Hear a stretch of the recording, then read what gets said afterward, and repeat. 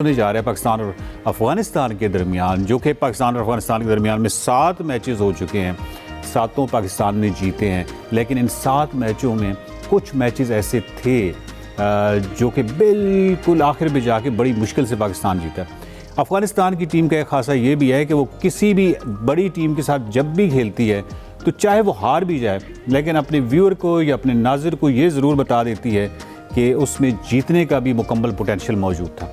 आज की जो विकेट है वो भी स्पिनर्स के लिए बहुत ही कमाल है, और इस सिलसिले में अपने माहिरीन से पूछेंगे और वो बताएंगे। एक तो सैयद मोहम्मद अवैस साहब हमारे साथ हैं, स्पोर्ट्स तजज़ियाकार हैं, और राशिद साहब हैं हमारे साथ। बहुत शुक्रिया अवैस भाई। सबसे पहले आपकी तरफ आऊँगा, ये बताइए कि आज की जो विकेट है वो कहा जा रहा है कि एक तो स्पिनर्स के लिए है। स्पिनर्स में अफ़गानिस्तान जो है वो बड़ा उसको एक एज हासिल है, तो आप क्या कहेंगे कि आज के मैच के बारे में आपकी पेशगोई क्या हो सकती है? पेशन गोई तो यही होगी कि अल्लाह करे कि पाकिस्तान आज एक विनिंग स्ट्रीक अपनी स्टार्ट करे वर्ल्ड कप लिफ्ट करने तक। लेकिन चेन्नई की विकेट आपको पता है ज़्यादा स्पिनर्स को साजगार होती है, और खबरें ये भी आ रही थी, ऑब्वियसली देखने वाली बात है कि टॉस के टाइम टीम जो सी डिसाइड होती है कि अफगानिस्तान शायद 4 स्पिनर्स के साथ इस टूर्नामेंट अपना इस मैच के अंदर जाएगा, तो शायद आपको 40 ओवर स्पिनर्स के देखने को मिले। नूर अहमद को शायद वो लेके आए जो अंडर 19 का प्लेयर भी रहा है, तगड़ा लेग स्पिनर। पाकिस्तान का आपको पता है कि इंटेंट है, अच्छी बात है कि आपके जो 2 तगड़े मैचेस थे वर्ल्ड कप से पहले भी पता है, वो लोग बात कर रहे थे इंडिया और ऑस्ट्रेलिया के मैच के, पाकिस्तान के वो मैच होंगे, वो तगड़े मैच होंगे। इंडिया वाला चलो वन साइडेड था, पाकिस्तान ने दूसरे मैच में कम से कम 300 तो टच किया, तो पता चलता है कि पाकिस्तान इफ्स एंड बट्स से गुजरा हुआ, और जो मुश्किल सिचुएशन में भी आपको पता है कि आपके मिडल ऑर्डर कितना केपेबल है कि वो आपको मुश्किल पोजीशन से निकाल। सबसे बड़ा इशू पाकिस्तान का वो आपका पावर प्ले है।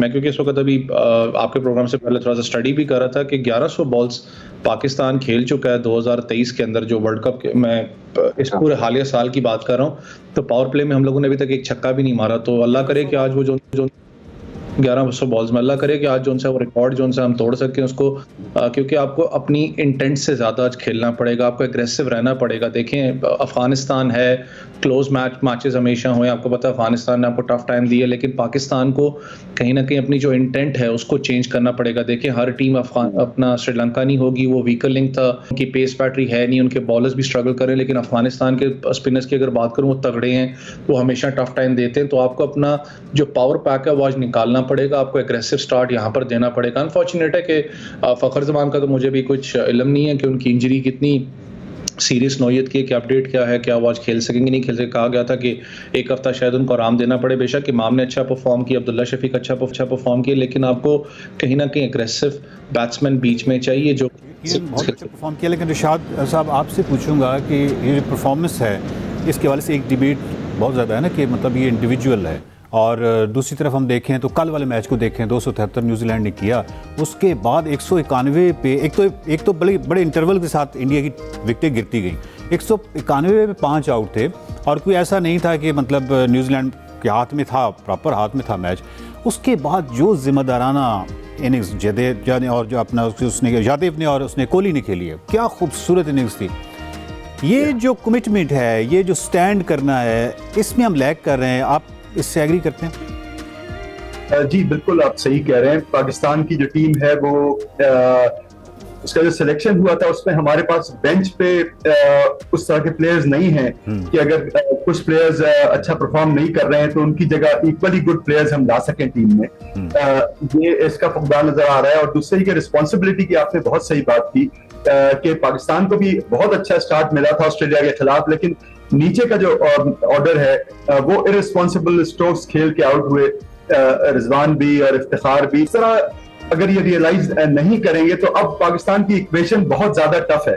अब पाकिस्तान को अगले 5 मैचेस में से 4 जीतने ही जीतने हैं, वरना सेमीफाइनल में नहीं जा सकते। तो इतना टफ इक्वेशन पे पाकिस्तान को अपनी बेस्ट एफर्ट लानी पड़ेगी, इससे कम पे बात नहीं होगी। और वैसे भाई आप ये बताइए कि ये जो एक बॉडी लैंग्वेज होती है ना, मतलब कल मैं इंडिया का मैच देख रहा था, एक बॉडी लैंग्वेज होती है, विनिंग जो कॉम्बिनेशन होता है उसकी, और वो बड़ी विजिबल होती है। मतलब उस टीम की जो हरकत सकनात हैं उसकी पूरी बॉडी लैंग्वेज बता रही होती है कि ये टीम जो है ये इकट्ठा मिल के खेल रही है, और दूसरा ये इंडिविजुअल गेम नहीं है, अपनी गेम नहीं कर रहे, और वाक़तन ये जीत की जानिब जा रहे हैं। पाकिस्तान की बॉडी लैंग्वेज इस पूरे टूर्नामेंट में आपको कैसी नज़र आई है?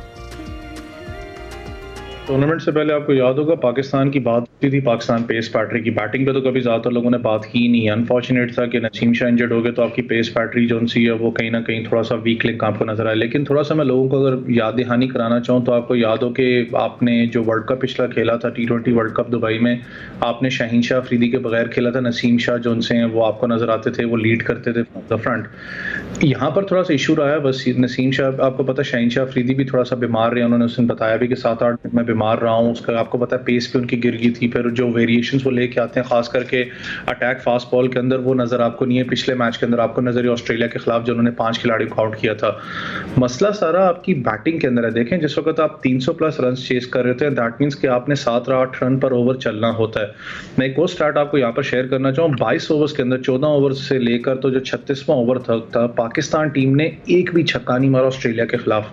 जब आप इतना बड़ा स्कोर चेस कर रहे हो तब आपकी इंटेंट नजर आती है कि आप किस माइंडसेट से अंदर गए हुए हो, कि आप अपना आपके अंदर बिल्कुल वो, क्योंकि पाकिस्तान ने जो श्रीलंका के खिलाफ मैच था उसमें भी आखिरी ओवर्स में कहीं 162 20 ओवर्स में चेस किया था। ये ऑस्ट्रेलिया की टीम है, बेशक इनकी बॉलिंग लाइनअप टफ है, लेकिन आपके पास आपने श्रीलंका को मारा हुआ, दैट मींस कि आपका पूरा का पूरा मैच बन चुका हुआ था। वो सिर्फ इंटेंट की बात थी कि आपने उसको प्रेशर बटन को ऑन करना होता है कि मैंने अब ज्यादा एग्रेसिवली यहाँ पर जाना है। इफ्तिखार ने कुछ आते हुए कैमियो दिखाया लेकिन अनफॉर्चुनेट था, वो भी इंजर्ड हो चुके। तो जो आज का मैच होगा पाकिस्तान का, जो मिडिल ओवर्स हैं स्पेसिफिकली, जहाँ पर स्पिनर्स अपना ज्यादा डोमिनेट करते हैं, जैसे मैंने कहा 14 से आपने 32वें ओवर में आपने छक्का ही नहीं मारा, आप बिल्कुल प्रेशराइज में नजर आए हो, आप लोग सिंगल डबल्स की कोशिश करते रहे हो। वहां पर आपको अपना बटन दबाना पड़ना है भाई, आज आपको स्कोर करना पड़ना है। देखिए 5 मैचेस के अंदर आपने 5 जीतने, आप 4 का तो भूल जाए ना कि हम 4 मैच जीत के तो हम अपना रिलैक्स हो जाएंगे। आपने 5 के 5 जीतने हैं, लेकिन आपने अपना रन रेट भी मेंटेन करना है। नेट रन रेट इन लंबे टूर्नामेंट्स पे बहुत ज्यादा मैटर करता है जिस वक्त आप खेलते हो। इस वक्त जो लड़ाई आपको पता है वो ऑस्ट्रेलिया और पाकिस्तान के नेट रन रेट में। लोग साउथ अफ्रीका की बात करते हैं लेकिन चोक कर की साउथ अफ्रीका तो कुछ कह नहीं सकते, लेकिन साउथ अफ्रीका बड़ी कमांडिंग पोजीशन में इस वक्त। महमूद साहब ये बताएं कि ये जो फ़खर ज़मान डिबेट है, यानी फ़खर ज़मान के हवाले से भी एक डिबेट है ना कि कुछ लोग समझते हैं कि उनको होना चाहिए, कुछ को समझते हैं नहीं होना चाहिए। आज के मैच के हवाले से आप क्या समझते हैं कि वो हमें नज़र आएंगे, और अगर नज़र आएंगे तो उसका क्या फ़ायदा है, नहीं नज़र आएंगे तो क्या नुकसान होगा? जी अच्छा सर, ये है कि जो रिपोर्ट्स पाकिस्तान के कैंप से आ रही है पिछले 2 दिन से, उसमें तो ये है कि उनको घुटने की इंजरी हो गई है, तो वो फिटनेस मसाइल का शिकार हैं, तो वो बिल्कुल टोटली रूल्ड आउट हैं। कम से कम आज के मैच में उनका चांस नहीं है। ये है कि पाकिस्तान को मुझे लग रहा है कि बावजूद इसके कि शादाब की performance up to the mark नहीं रही है, लेकिन मुझे लग रहा है कि आज शादाब वापस आएंगे, कमबैक करेंगे। लेकिन देखिए पाकिस्तान ने जब एक out of the box thinking की है, जब पाकिस्तान में T20s में भी इमाद वसीम ने एक तरफ से बॉलिंग ओपन की, एक तरफ से एक फास्ट बॉलर ने, तो उसका काफी अच्छा इफेक्ट आया। अब हमारे यहाँ बहुत रन कंसीड कर दिए शुरू में फास्ट बॉलर्स ने ऑस्ट्रेलिया के खिलाफ, इतना बड़ा टोटल खड़ा हो गया। इसमें थोड़ी सी out of the box thinking करने की जरूरत है। अगर एक तरफ स्पिन से बॉलिंग ओपन करा दें, एक तरफ फास्ट बॉलिंग से, तो मेरे ख्याल है काफी फर्क पड़ेगा। और अच्छा ये बताइएगा कि ये जो स्पिन अटैक है अफगानिस्तान का, पाकिस्तान, इंडिया, ये वो टीमें हैं, ये श्रीलंका जो स्पिन को बड़ा अच्छा खेलती हैं, लेकिन अफगानिस्तान के हवाले से कहा जा रहा है कि उनका जो स्पिन अटैक है वो बाकायदा एक चैलेंज होगा। तो आप, एक तो ये है कि चैलेंज इतना बड़ा क्यों होगा जबकि हमारे खित्ते के जो प्लेयर्स हैं वो स्पिन को बड़ा अच्छा खेलते हैं, तो अफगानिस्तान के पास ऐसा क्या आउट ऑफ द बॉक्स है जिसकी वजह से वो दूसरी टीमों को स्पिन के हवाले से कि वो परेशान कर देती है? ये जनाब, इसमें बिल्कुल आप सही कह रहे हैं। पाकिस्तान की हिस्ट्री रही है कि स्पिन के इतने अच्छे प्लेयर्स रहे हैं, लेकिन इस टीम में काफी वीकनेस नजर आ रही है, इंक्लूडिंग बाबर जो स्पिन पे कमजोर नजर आ रहे हैं। तो मैं समझता हूँ अफगानिस्तान की बॉलर्स, खासतौर पे राशिद खान उनका ट्रम्प कार्ड है। राशिद खान इतना बेहतरीन ऑफ स्पिनर है और उनके पास एक वैरायटी भी है कि वो लेग स्पिन भी कर देते हैं, तो वो डेफिनेट थ्रेट है पाकिस्तान के लिए। और नजीब फिर दूसरे बॉलर हैं जो बहुत अच्छी इकोनॉमिकल बॉलिंग करते हैं और बड़ी नेगिंग लेंथ से करते हैं। लेकिन मैं ये समझता हूँ जरूर कि अगर इंशाल्लाह पाकिस्तान ने टॉस जीता और पहले बैटिंग की, तो उस वक्त पाकिस्तान को एक डेफिनेट एडवांटेज होगा अगर बड़ा टोटल कर लिया, क्योंकि अफगानिस्तान का जो रिकॉर्ड दिखाता है वो दे आर पुअर चेजर्स, वो चेज में आउट हो जाते हैं। अभी आप देखिए न्यूजीलैंड के खिलाफ वो 139 पे ऑल आउट हो गए, इतने कम स्कोर पे। अवैस भाई ये बताइए कि ये जो जिस तरह कोहली की कल हमने इनिंग्स देखी है, वो उनको तो खैर मास्टर ऑफ द चेज कहते हैं ना। अच्छा, वो जो चेज का जो मास्टर है और उसके साथ यादेव ने जिस तरह साथ दिया है, मेरा आपसे सवाल ये है कि अगर 30 ओवर्स हो चुके हैं और आपकी 5 विकेटें गिर चुकी हैं, फ़र्ज़ कि मैं पाकिस्तानी टीम की बात कर रहा हूँ, तो आपको मालूम है कि अगर हम 10 ओवर टिके रहें, सिर्फ टिके रहें, तो भी वनडे में 30-40 रन 50 रन बन जाते हैं और एक वक्त में आपके पास वो विंडो, वो मार्जिन ज़रूर आता है जिस पे आप विनिंग की जानिब जाते हैं। ये जो 10 ओवर या 5 ओवर टिकना है, जिस तरह कल वो टिके हैं बराबर 3-3 ओवर वो टिके रहे हैं और वो उन्होंने बैट बॉल का इंतज़ार किया, ये पाकिस्तानी टीम के अंदर एक खामी आपको नज़र आती है। ये टिकने मैंने आपको बात बताई ना कि टिकने वाला तो बात की बात है, आपका सारा माइंडसेट की बात होती है। जिस वक्त आप 300 प्लस चेस करते हैं, मैंने एक बात की ना कि अच्छी बात है कि पाकिस्तान 2 दफ़ा 300 प्लस चेस कर चुका है इस टूर्नामेंट में। एक दफ़ा आप नहीं कर चुके, एक दफ़ा आप कर चुके, लेकिन आपने टच किया 300 का मार्क की। अच्छी बात है कि आपका टेस्टेड है, कि आप पता है कि कहाँ पर हमारी मिडल ऑर्डर स्टैंड करता है, कहाँ पर हमारा ओपनिंग डिपार्टमेंट स्टैंड करता है। मसला ये रन अ बॉल की आपके, अगर आप ओपनिंग डिपार्टमेंट को भी देखें, उन्होंने बड़ा अच्छा एक स्टार्ट दिया, 137-135 का स्टार्ट दिया, लेकिन आपने डॉट बॉल्स कितनी खेली हैं। डॉट बॉल्स एक क्राइम होता है, आपको पता है कि आपको रन बॉल पे जाना पड़ता है जब आप चेस कर रहे होते हो।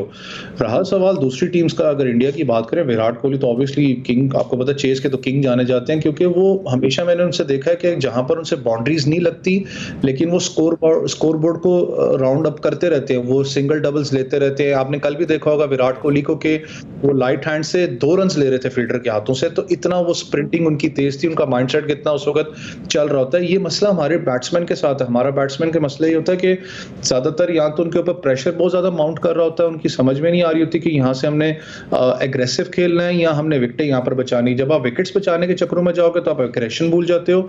आजकल जितना भी मॉडर्न डे क्रिकेट की आप बात करें, उस दिन भी आपने वार्नर को देखा होगा, 10 रन पे उनका कैच आपने छोड़ा।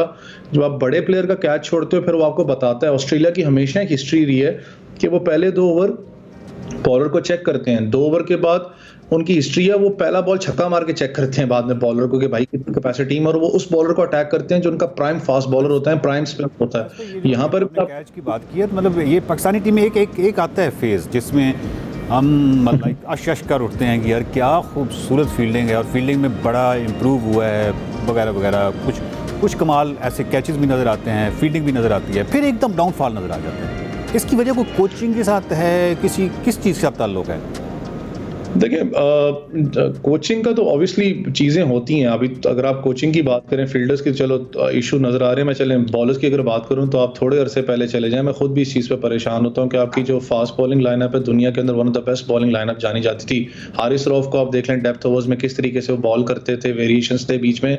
ये तो जवाब जो सा है आपको बैटिंग कोच को भी बिठा के पूछना चाहिए, भाई आखिर मसला किस चीज़ का आ रहा है। आपको बॉलिंग कोच को बिठा के पूछना चाहिए, भाईजान मसला किस चीज़ का आ रहा है। थोड़े अरसे पहले जाऊँ तो आपकी बॉलिंग लाइनअप कहाँ थी, अब क्या इशू नजर आ रहा है। ठीक है, विकेट सपोर्ट नहीं करती, मार्कवुड को भी मार पड़ रही है, लेकिन वेरिएशंस कहाँ चली गई हैं हारिस रऊफ की, जो कि डेथ ओवर्स के अंदर हमेशा जानी जाती थी। उस दिन भी आप देखें, आपकी जो कैप्टनशिप थी, 7वें ओवर में शाहीन शाह अफरीदी अच्छा परफॉर्म कर रहे हैं, विकेट्स ले रहे हैं, 7वें ओवर में आपने शाहीन शाह अफरीदी को बिल्कुल हटा दिया। आपने 34वें ओवर में वापस लेके आया, वो भी बाबर आजम साहब बाहर गए हुए थे, रिजवान ने उसको अंदर लेके आया कि आप आके ओवर करवाएं, जब वो कैप्टनसी कर रहे थे उस वक्त। तो यार ये जो माइंड सेट है, ये कैप्टन का प्लेयर के साथ है। बात करनी, कोऑर्डिनेशन बड़ी इंपॉर्टेंट है मैचेस के अंदर। जब तक आप कोऑर्डिनेट, थोड़ा सा वक्त कम है, आप मसलन ये बताइएगा कि ये जो टूर्नामेंट है इसको आप किस तरह देख रहे हैं? मसलन जिसमें जो अपसेट्स हुए हैं, अफगानिस्तान ने किया है, नीदरलैंड ने किया है, और कुछ बड़ी टीमें जिस तरह इंग्लैंड जैसी टीम है, और कुछ आपको जो ऊपर वाला टेबल है उस पर नज़र नहीं आ रही, और कुछ जो छोटी टीमें हैं वो बहुत एक्स्ट्रा ऑर्डिनरी उन्होंने परफॉर्म किया है। इस एंगल से, इस जाविये से बताइएगा इस टूर्नामेंट के हवाले से। जी हाँ, देखिए ये इसका ताल्लुक बिल्कुल इंडिया की प्लेइंग कंडीशंस और इंडिया की पिचेस से है। जो वेस्टर्न टीम्स हैं वो अपने हिसाब से ये सोच के आई थी कि शायद उनको यहाँ पे भी ग्रासी विकेट्स मिलेंगे या कोई बाउंसी विकेट्स मिलेंगे, जो यहाँ पे नहीं मिलेंगे। ये स्पिनर्स का डोमिनेटेड टूर्नामेंट है, जिसमें आप देखिए मिचेल सेंटनर जो है न्यूजीलैंड के, वो लीड कर रहे हैं। तो उसमें इंग्लैंड के प्लेयर्स इतने मेंटली टफ नजर नहीं आ रहे हैं कि वो इन कंडीशंस को देखें। जब 400 जैसा पहाड़, ऑस्ट्रेलिया के लिए भी तो वैसे ही है ना, मतलब ऑस्ट्रेलिया ने वैसे कमबैक किया है। क्या आप सही कह रहे हैं, लेकिन शुरू के 2 मैचेस में जो उनका हाल रहा, तो वो डेफिनेटली वो आपको बात की, ऑस्ट्रेलिया मेंटली बड़े टफ प्लेयर्स हैं, वो कमबैक कर रहे हैं। लेकिन ये कि मुझे ये एक फीलिंग है कि साउथ अफ्रीका के ऊपर ये टैग लगा रहा है जोकर्स का। तो पाकिस्तान ने अक्सर उनसे मैचेस जीते हैं, मुझे लगता है कि पाकिस्तान साउथ अफ्रीका को हरा सकेगा, उनमें ये एबिलिटी है।